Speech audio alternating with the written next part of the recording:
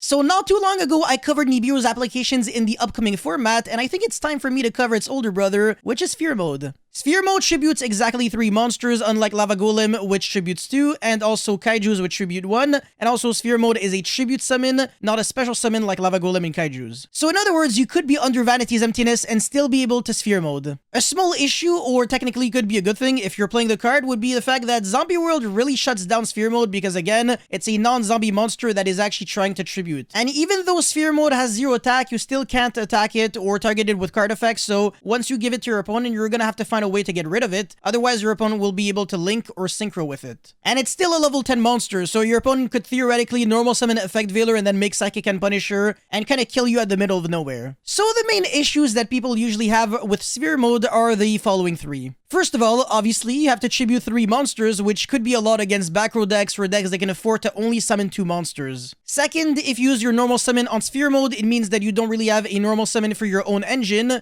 meaning that sometimes you might actually have to settle on, like, let's say Sphere Mode set 1 or set 2 pass. And finally, it sucks to draw in multiples because, of course, it is correlated to your normal summon, which is a once per turn usage. Of course, though, when the card is good, it's really good. The typical Splite board consists of Splite Elf, Toad, and Doofrog, so if you Sphere Mode that, your opponent literally only triggers the effect of Toad in the grave to recycle back a water from grave to hand, which is actually not that good, and the Doofrog misses timing because obviously the summon of Sphere Mode is the last thing to happen, otherwise Doofrog would have been broken. And you do have turn player priority in main phase 1, so you can Sphere Mode before your opponent performs literally any other action, unless your opponent can use something on draw phase or standby, which is not the case for Splite Elf. Against Tier Laments, Sphere Mode could actually be used to take care of Dragos Tapelia, Winda, and either any other Tier Laments monster, or the Time Thief Doer so that your opponent cannot detach a material to fuse on your opponent's turn. The best part about clearing that board is that on top of getting rid of every single threat on the field, you're also indirectly taking care of the back rows, such as Meta Noise and Salic, because